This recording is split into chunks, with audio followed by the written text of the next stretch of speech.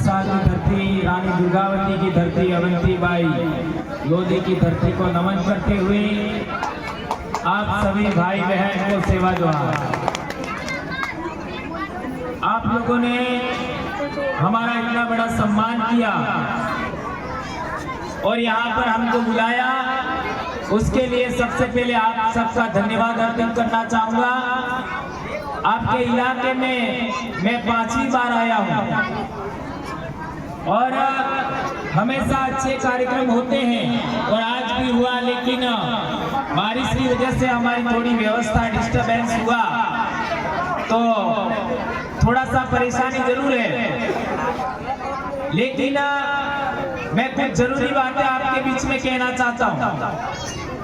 मैं अभी 8 दिन भर्ती रह करके आया हूँ, बीमार हूँ, मेरे बोलने की स्थिति नहीं है, लेकिन कुछ जरूरी बातें आपके बीच में कहना चाहता हूँ, उसको आप लोग अच्छे तरीके से समझेंगे। मेरा आप लोगों से एक सवाल है कि देश आजाद होने से पहले हमारे समाज के लीडर हमारे लिए लड़ते थे कि दूसरे समाज के लिए लड़ते थे? बताइए। हमारे समाज के पूर्वज, हमारे समाज के लीडर हमारे समाज के लिए लड़ते थे कि दूसरे समाज के लिए लड़ते थे? बोलिए।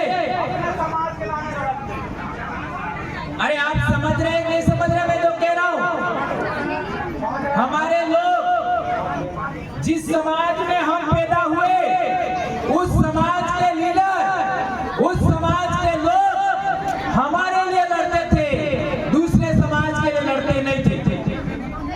तो क्या आज की तारीख में आपके समाज के लीडर हैं, चाहे वो किसी भी पार्टी के हो, चाहे किसी संगठन के हो, चाहे किसी धर्म के हो, आपके समाज के लीडर आपके साथ जल जंगल जमीन की लड़ाई हो, हक अधिकार की लड़ाई हो, किसानों की लड़ाई हो, मजदूरों की लड़ाई हो, किसी की हत्या हो गई, उस लड़ाई में क्या आप लोगों का साथ देते हैं? क्या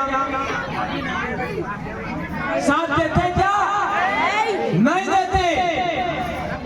और तो और हमारे समाज में किसी की हत्या हो जाए तो जो हत्या करने वाले लोग हैं उनकी और हमारे लीडर रहते हैं। क्या ये बात सही है गलत है? तो ऐसा कैसे हुआ? केवल देश आजाद होने के 75 साल में ऐसा क्या हुआ? ध्यान से समझिए इस बात को। केवल 75 साल में ऐसा क्या हुआ कि पहले हजारों साल हमारे पूर्वज हमारे समाज के लिए बलिदान दिया। शंकरसार, रघुनाथ सार तोप के सामने अपने आप को शहादत दे दी, लेकिन किसी के आगे सरेंडर नहीं हुए। रानी दुर्गावती ने अपना बलिदान दिया, किसी के आगे सरेंडर नहीं हुई। उनका लोग, उनके हाथ की संतति गैर आदिवासियों के लिए काम कर रही है और आदिवासियों के लिए काम कर नहीं रही है। उसका कारण क्या है? ये बात समझना होगा।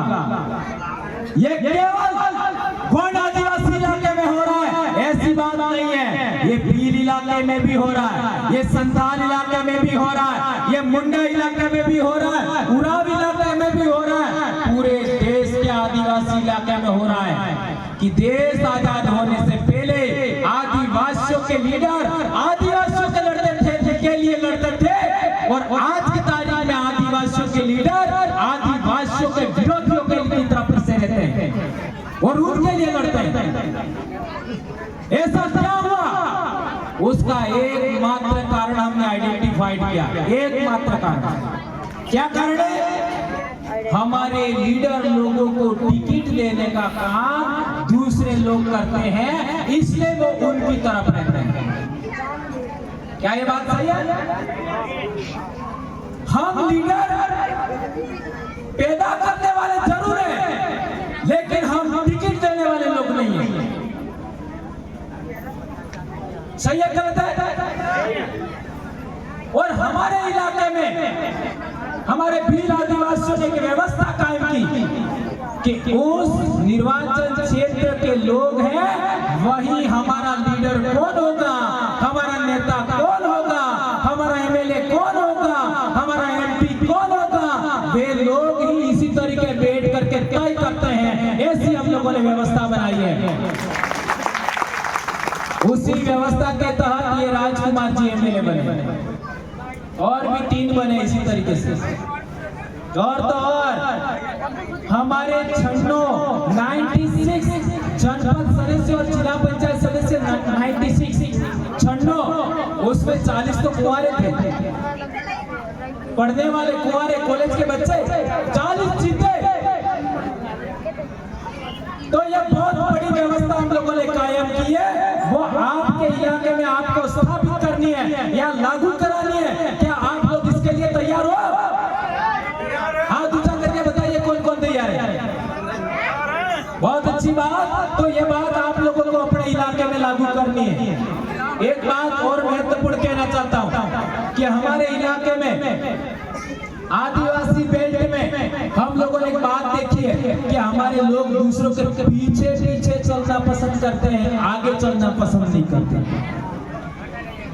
हम दूसरों के पीछे पीछे चलना पसंद करते हैं, सबसे आगे चलना पसंद नहीं करते। तो मेरे को एक बात बताओ, आज से 500 से 700 साल पहले हमारे पूर्वज राजा थे या नहीं थे? आज से 500-700 साल पहले हमारे पूर्वज राजा थे या नहीं थे? 1564 ईस्वी में रानी दुर्गावती ने शहादत दिया, तो 500 साल हुआ। हमारे भील इलाके में भी हमारे पूर्वज राजा थे।